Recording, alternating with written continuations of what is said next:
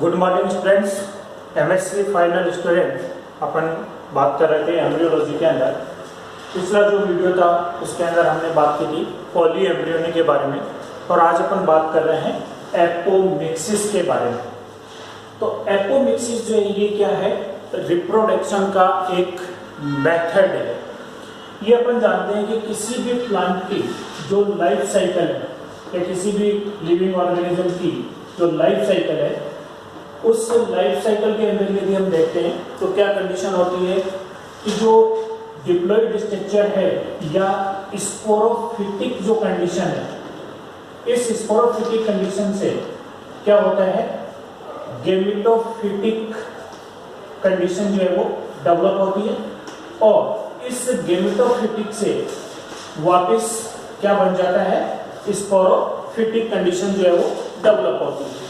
यानी दो डिफरेंट जो जनरेशन है, ये दो डिफरेंट जनरेशन एक दूसरे के अल्टरनेट कंडीशन के अंदर चलती हैं, जिसको हम अल्टरनेशन ऑफ जनरेशन बोलते हैं।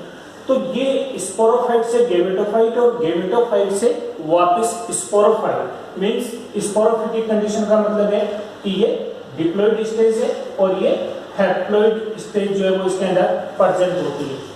तो यहाँ पर डिप्लॉइड से हैप्लॉइड कंडीशन बनने का मतलब है कि यहाँ पर कौन सा डिवीजन होगा, मियोसिस डिवीजन होगा, और उस मियोसिस डिवीजन से दो गैमेट्स का फॉर्मेशन हो जाएगा, यानी गैमेटोफिटिक जो जनरेशन है वो बन जाएगी, और यहाँ बनने वाले जो मेल एंड जो फीमेल गैमेट्स है उनमें फर्टिलाइजेशन का प्रोसेस होगा, या उन गैमेट्स के अंदर क्या हो जाएगा, फ्यूजन होगा।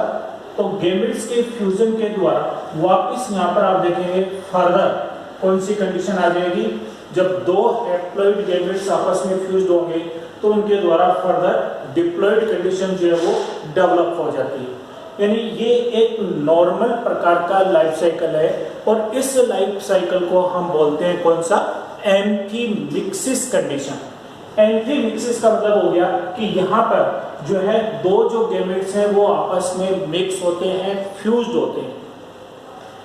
यहाँ पर आप देखिए एपोमिक्सिस जो कंडीशन है, इस एपोमिक्सिस कंडीशन के अंदर या ये जो लाइफ साइकिल होगी एपोमिक्टिक प्रकार की, तो एपोमिक्सिस प्रकार का जो रिप्रोडक्शन है, उस रिप्रोडक्शन के अंदर ये जो दो चीजें हैं, कौन सी, मियोसिस एंड फर्टिलाइजेशन, ये दोनों ही चीजें यहाँ पर अवॉइड की जाती हैं। मीन्स ये दोनों ही पार्ट नहीं बनते और सीधे ही एक जनरेशन से जो है नेक्स्ट जनरेशन का फॉर्मेशन हो जाता है, बिना मियोसिस डिवीजन के और बिना किसी भी प्रकार के फर्टिलाइजेशन के।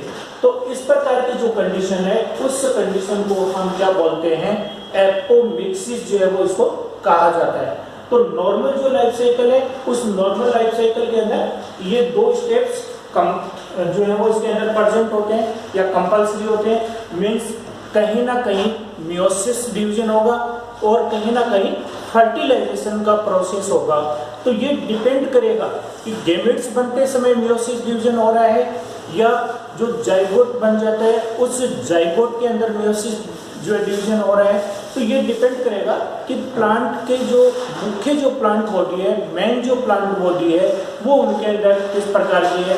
यदि हम लोअर प्लांट्स की बात करें तो मुख्य जो प्लांट बॉडी है वो गेमेटोफिटिक प्रकार की होती है, और यहाँ पर हम बात कर रहे हैं एंजियोस्पर्म की, जिसमें मुख्य जो प्लांट बॉडी है वो डिप्लॉइड है, यानी स्पोरोफिटिक प्रकार की कंडीशन जो है वो उसके अंदर प्रेजेंट है। तो एपोमिक्सिस कंडीशन हम कौन सी कंडीशन को कहेंगे, जिसमें एक जनरेशन से नेक्स्ट जनरेशन का फॉर्मेशन तो होता है, लेकिन उसमें कहीं पर भी मियोसिस डिवीजन नहीं होगा और कहीं पर भी फर्टिलाइजेशन का जो प्रोसेस है वो उनके अंदर नहीं होगा। तो इस प्रकार की जो लाइफ साइकिल है वो क्या कहलाएगी, एपोमिक्सिस लाइफ साइकिल जो है इसको कहा जाता है। अब ये एपोमिक्सिस जो कंडीशन है, इसको हम कैसे इसको डिवाइड करते हैं या किस प्रकार से ये प्लांट्स के अंदर प्रेजेंट होता है। तो इस एपोमिक्सिस भाग को हम दो पार्ट्स के अंदर डिवाइड करते हैं। एक जो है वो इसके अंदर कहलाता है, इसको हम बोलते हैं vegetative reproduction, vegetative reproduction condition. और दूसरा जो है वो इसके अंदर हम कहेंगे, ये जो भाग है इसके अंदर ये कहलाएगा, इसको हम बोलेंगे एगेमोस्पर्मी, एगेमोस्पर्मी कंडीशन। इस एगेमोस्पर्मी कंडीशन को हम फर्दर दो भागों के अंदर इसको हम डिवाइड करते हैं। एक है स्पोरोफिटिक कंडीशन, स्पोरोफिटिक कंडीशन, और दूसरी जो कंडीशन है वो कहलाती है gametophytic condition, gametophytic condition. Sporophytic जो कंडीशन है, इस स्पोरोफिटिक कंडीशन को हम एडवेंटिव एम्ब्रियोनी इसको कहा जाता है।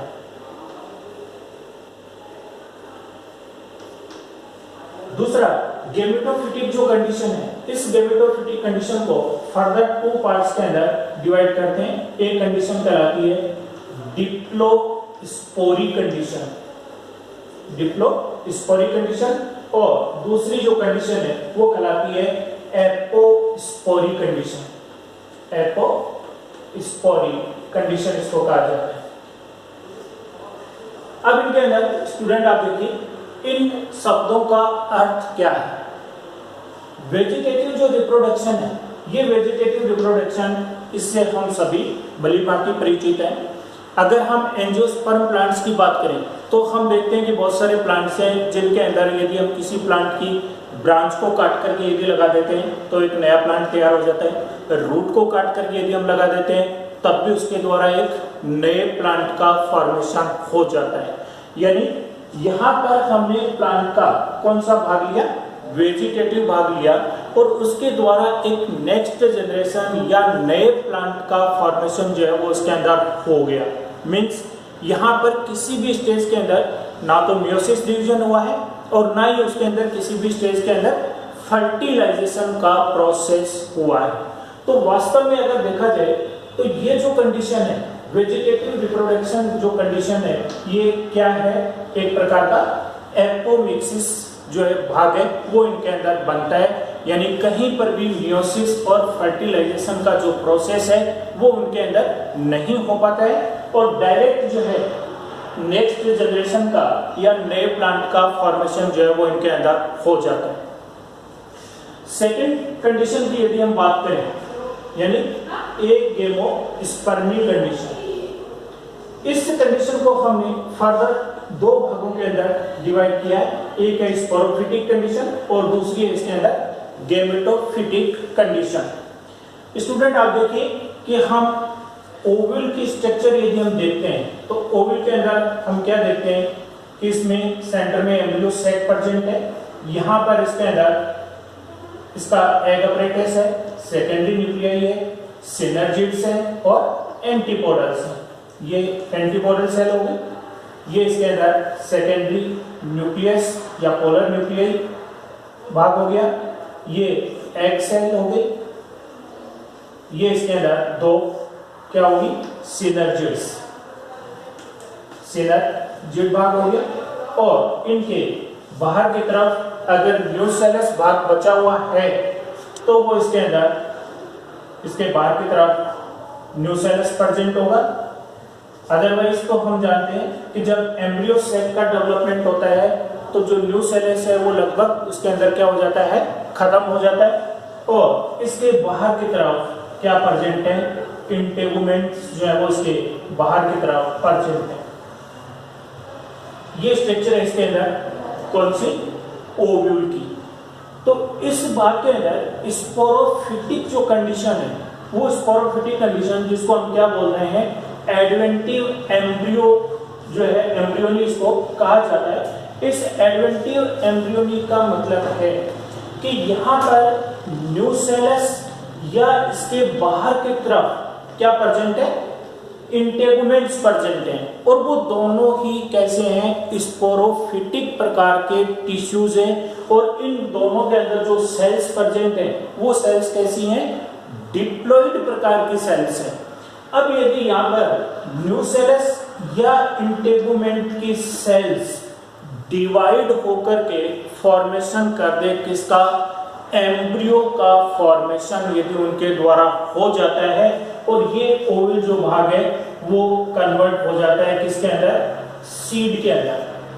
तो यहाँ जो सीड बन रहा है उस सीड के अंदर जो एम्ब्रियो बना वो ऑलरेडी जो स्पोरोफिटिक या जो डिप्लॉइड सेल्स हैं, न्यूसेलस या इंटेगुमेंट की, उनके द्वारा वो भाग क्या हो गया, फॉर्म्ड हो गया।